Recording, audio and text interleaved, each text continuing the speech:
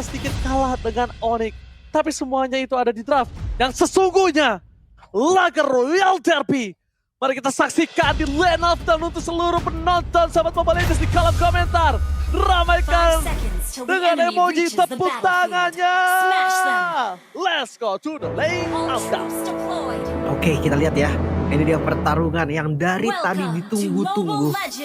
Skylar melawan mantan timnya, akankah menjadi hasil baik bagi Skylar atau malah Toy nih yang bisa membuktikan seperti kata tutur tadi. Tapi ada Class of Era, veteran versus Youngblood dari para romer. Wah, ini dia nih yang paling penting ya, bagaimana kedua romer akan melakukan setup dan seperti biasa untuk urusan clear wave minion. Ini sangat diuntungkan sekali dengan adanya Grok. Toy akan lebih dominan di area laning, akan lebih berani untuk memberikan poke damage dan lihat Skylar bahkan sudah ke-trigger untuk Regen yang dia miliki. Ya, kita lihat permainan dari Skylar, dia bermain dari samping, sudah betul masuk ke dalam dan akan ada first blood. Keyboy berhasil dimakan, Sans mencoba untuk mendapatkan Sunes, tapi nampaknya mundur ke belakang adalah sebuah jawaban untuk para pasukan tim RRQ kali ini mendapatkan 1 buah poin. Ini yang pengen gue tanya sebenarnya, tadi pengen gue bahas juga. Tanpa stun yang pasti loh, hanya mengandalkan Keyboy berarti untuk stopin Zunes. Ya, agak berat ya sebenarnya. Fanny-nya sebenarnya agak sedikit bebas. Dan tinggal kita lihat nanti di mid game-nya, Lim. Apakah akan ada miss cable dari Zunesh? Karena kita udah sempat lihat Fanny-nya dari Zunesh. Dan beberapa kali udah benar-benar perform banget. Tapi selama gak mendapatkan sebuah blunder. Dan ini emang minim banget untuk efek CC. Sehingga mungkin kita expect-nya cuma bisa melihat Kairi untuk bisa stop bagaimana Zunesh dengan Fanny. Oke, Kairi early game ya. Mereka juga membutuhkan Kairi early game. Sedangkan Dairen di arah bottom lane bakal coba di-commit. Terlalu banyak flicker for defensive akhirnya telah dikeluarkan oleh sosok dan Tyrant. Meanwhile Skylar di arah top lane bakal coba di-commit oleh Sunes. Cancel Skylar, flicker for defensive dan Skylar still survive in the top lane. Skylar lagi-lagi menunjukkan The Prince Skylar. Tidak semudah itu untuk ditumbangkan. Bahkan itu membuang rotasi loh sekarang Onyx. Mereka pegang temponya. Lihat pancer dari Kairi bahkan membuat hidup flicker for defensive. Dengan mencoba untuk memantulkan dirinya kepada minion. Dan Zunes kali ini agak cukup terseok dengan adanya purple buff yang baru muncul. Informasi telah didapatkan. Purple buff mungkin akan didapatkan tanpa retribution. Akankah ada invasi tambahan. Tapi ternyata menuju ke arah Darren yang tidak memiliki flicker kembali akan menjadi sebuah poin kill yang cukup balut. Sekarang Kairi. Dari bottom lane. 3 orang didapatkan. Fokus menuju ke arah Darren. Dan bisa terlalu kuat running level 4 dan final slash. Dan Lupi menutup King Darren. Hanya bisa membeli waktu. The best thing yang bisa dilakukan tapi lihat Zunes. Maika tidak dapat Sunes kembali memakan ke Keyboy. Mendapatkan Kairi kembali one point situation. Kairi untungnya tidak ada cut banyak cut di sana bakal coba dihasilkan oleh Lupi. Fight down from Lupi. Lupi berhasil menutup poin kill yang sangat mahal. Bahkan Riz tidak memiliki panel bisa melakukan simpan kembali. What a play from Lupi. Wah, gak mau kalah dari keduanya. Team fight agresif selalu ditunjukkan. Bahkan lihat punishment-nya, Be. Dari awal bisa dilakukan. Ya, ini benar-benar aktif banget ya, terutama buat Lutfi. Dapetin 2 poin kill. Poin yang positif banget buat Onyx. Karena dia nggak cuma menghentikan dari Zunesh-nya untuk snowball. Tapi juga menghentikan Dairen dengan cut wave-nya. Sehingga idoknya nggak bisa connect juga nih sama roamernya dari Onyx. Dan sekarang Keyboy yang akan lebih aktif untuk melakukan setup.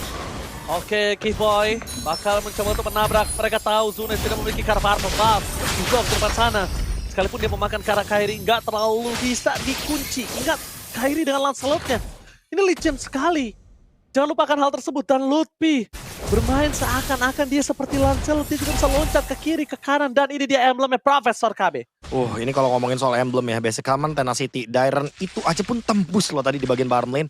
Jadi mungkin untuk Dairen harus lebih berhati-hati. Kalau misalkan emang backupnya belum siap, harus mundur terlebih dahulu. Dan untuk Lutfi kayaknya emang udah siap banget dengan Trill dan Festival of Blood. Makanya jangan kaget kalau nanti tiba-tiba Lutfi maunya team fight dan team fight. Really? Mereka sudah mulai bergerak mencoba untuk memaksa para pasukan dari RRQ untuk mengeluarkan retribution terhadap purple buff. Tapi ternyata ada call yang membuat mereka merubah haluan mereka. Lihat, haluan mereka berubah. Surprise! Positioning yang terbuka, terekspos dengan sangat indah. Membuat para pasukan dari tim Onyx mereka memakan dengan poin kill yang sangat manis. Sudah memilih untuk mundur ke arah belakang. Positioning terbuka, aware, ampus yang tidak ada visionnya untuk Rinse. Yang membuat dia membuka Feather Strike yang akhirnya di depan mata ada Sansa juga Kairi dengan lahap sang raja. Kontes. Mereka coba untuk terjadi. Zunes menuju ke depan, Torres Retribution tapi shutdown pun terjadi, Retribution Kairi masih menjadi satu buah poin Retribution yang sangat manis. Mendapatkan keunggulan dengan adanya kehilangan Riz dan juga Idok. Tapi ditukar dengan lebih, masih worth it. Cuma problem yang tidak boleh mereka lupakan adalah satu. Zunes bermain, Zunes menjadi target utama. Tapi lihat apa yang dilakukan Zunes, memberikan ruang dan waktu untuk Toy. Lihat, Toy bahkan seakan-akan terlalu banyak yang bisa dimakan sama Toy tanpa ada hambatan atau invasi sekalipun. Itu dia tadi karena memang Fanny-nya bebas. Jadi Zunes berani banget tadi walaupun darahnya udah low dan energi habis. Iya. Tentunya tidak ada efek stun pasti, tidak ada stopper pasti.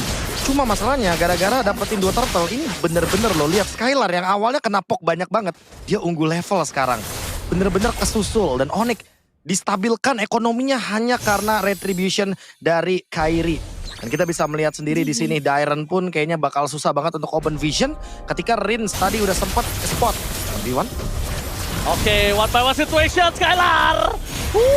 Hampir aja ada highlight 1 minggu tentunya kali ini. Di depan sana pasukan dari tim RRQ. Mereka mencoba untuk melakukan pertahanan terhadap pasukan dari Zunes dan ini sangat penting. Dairon, no way. Minus masih keluarga tapi Zunes mencoba untuk membalaskan kembali keadaan tapi mundur ke arah belakang. Kamu kebakar foul. 2 poin kill terbakar dan Skylar. Dalam goal, Synchron Vision berhasil mengacak-acak mid lane dari tim RRQ. Fokus ke arah turret menjadi pilihan utama. Sedangkan Toy dari offlane bebas untuk mendapatkan turret. Pertukaran semaksimal mungkin hanya ini yang bisa dilakukan oleh Toy. Offlaner from RRQ. Bloody Retribution tadi yang akhirnya bisa mendapatkan last hit kill-nya ke arah Zunes. Ya tentunya dengan tambahan juga ya poin kill yang semakin banyak untuk Onyx. Semakin lebih stabil juga ekonominya. Bahkan dari yang awalnya tadi kita cuma ngelihat 900-800 lim sekarang udah mulai silih berganti. Dan cuma Toy yang dari tadi farming dengan bebasnya. Menunggu momentum mungkin karena sekarang udah punya concentrated energy. Dan mungkin untuk setup turtle yang ketiga RRQ nggak mau lepas lagi. Karena dari tadi Kairi menjadi sumber masalah bagi ekonomi RRQ. Tapi nggak ada buff loh, nggak ada purple buffnya. Ini nggak bagus sebenarnya kalau memang pengen di kontes. Dan pilihan terbaik ternyata adalah melepaskan. Lepas, ya terlalu berbahaya sepertinya. Karena Kairi bener-bener masih membuat timnya unggul dari segi objektif. Dan sekarang cuma bisa untuk dorong laning jauh. Itu dia Fanny di patch yang sekarang yang sangat ironis sekali. Even dengan purple buff. Oke, tapi lihat di sini benar-benar para pasukan dari tim Onyx, mereka jangan lupakan, mereka terbuang dalam waktu. Ini bisa melihat sosok dari Toy bermekaran di late game itu bahaya juga loh.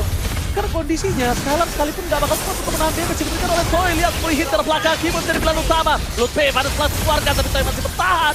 Masih bisa Kami dan Kairi. Gak ada anak tangga untuk menuju ke arah Toy.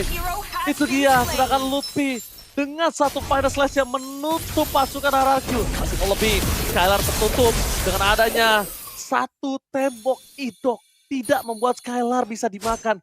Masih ada flicker. Tidak boleh terbuang dalam waktu. Ingat fokusnya mereka jangan lupakan. Oke, ada 2 high ground. Itu sangat berat untuk RRQ dan tembus. Dan bahkan lihat di arah bottom lane, Zunes! Trapping yang sangat baik dari Lutfi. Trapping yang membuat Zunes termakan seakan-akan hanya ada Skylar seorang diri. Ternyata tidak ada Skylar seorang diri di sana. Ditemani sampai selesai farming laningnya. Itu real cuy, baru stun dari Arlot. Itu satu-satunya yang bisa stopin dan beneran stop dari Zunes. Ke top lane. Oke Toy, di sini kondisinya tidak memiliki Wind of Nature. Toy tidak boleh terlalu terburu-buru untuk menuju ke arah seorang Kairi. Ingat Close Pathway diduga dan pada slice. Lutfi menuju ke arah seorang Toy. Termakan bersama dengan adanya Red. Sekeratul maut masih coba untuk bertahan dengan Vengeance-nya. Tapi Lutfi nampaknya gak bisa terlalu lama karena harus dilakukan oleh oh my god, Lutfi berhasil tetap bisa memakan Ritz, Idok dan Toy. 3 pemain dari RRQ mereka tumbangkan dengan kondisi berusaha Lords yang pertama. RRQ mereka sudah memberikan waktu untuk Toy. Ada baiknya mereka tidak boleh termakan dengan tempo. Ingat, tempo yang sudah diberikan informasinya oleh legenda Marksman Tuturu. Jangan termakan emosi, terpancing atau bait apapun itu Profesor dan Lim. Wah tapi ini Lutfi tipikal orang yang bener-bener selalu membawakan oleh-oleh untuk teman-temannya loh. Baik banget. Dia tumbang, udah pasti tumbang tapi bawa 3. Itu angka yang menguntungkan buat Onyx. Unggul hampir 4.000 gold. Tentu Lord akan dilepaskan. Karena sekali aja nanti Zunes masuk itu akan menjadi ancaman untuknya. Zunes Coba. nggak mungkin masuk berani dan ternyata Kairi berhasil mendapatkan retribusi dengan sangat manis. Menuju ke belakang RRQ dengan damage dari seorang Soy membuat Kiboy bertahan di depan sana, tapi tampaknya Kiboy terlalu kuat. Baik time dua tim yang berbeda, itu bersama dengan Kiboy pertukaran sudah terjadi, tapi dia akan menjadi korban kedua dari tim RRQ. RRQ berhasil mendorong di arah bottom lane. Satu wave minion yang ternyata bisa menguntungkan mereka. Karena masih ada 11 detik lagi sebelum Lord muncul dan nampaknya sayang sekali Holy Defense gagal untuk dipecahkan oleh para minion dari RRQ. Pertukaran ya, mau tidak mau tadi Lord didapatkan dan lagi-lagi kerugian ya ada untuk RRQ. Dua member mereka harus hilang, tapi respawn time mereka cukup. Mereka sempat kembali lagi ke lane of dan RRQ akan full dari defensifnya, Be. Tapi jujur kalau ngomongin setup, Lim Onyx kayaknya lebih siap. Lihat detikan flicker dari Lutfi. 10 detik dia akan ready dengan yang namanya flicker final slash. Dan Zunes 1v1 lawan Kairi. One by one situation in the bottom lane. Sekarang full maut, nampaknya gagal tapi lihat Toy. Kalau tidak mau harus ngebuka terlebih dahulu, itu bisa mundur ke arah belakang. Informasi didapatkan adalah Lutfi tidak mau memaksakan karena Holy Defense selalu menjadi satu obstacle yang nggak bisa ditembus oleh tim tersebut.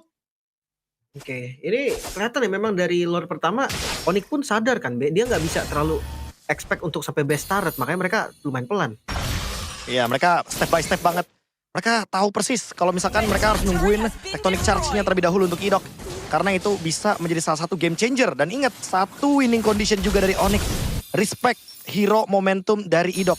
Makanya kayaknya mereka nggak mau buru-buru untuk flicker final slash. Mereka nggak mau buru-buru untuk melakukan teamfight di dalam teritori dari RRQ. Mereka maunya teamfightnya di area jungle. Wah, ini dia Waduh. komandan kita nih. MPL ID Panglima. Extremer ya, Panglima kita setiap lagi restream bisa kalian kunjungi juga channel official restream MPL ID. Walaupun Oke. sedikit murung ya Ranger Mas ya terlihat karena mungkin Itu- ya dari dominasinya 7.000 gold ini terlalu jauh. Prof, itu bukan murung, itu namanya garuk gak gatel. Itu Pusing dia garuk dikit pala ya. tapi gak gatel. Artinya Iya, lumayan iya, mirip iya. sih, Ji. Artinya lumayan mirip sebenarnya.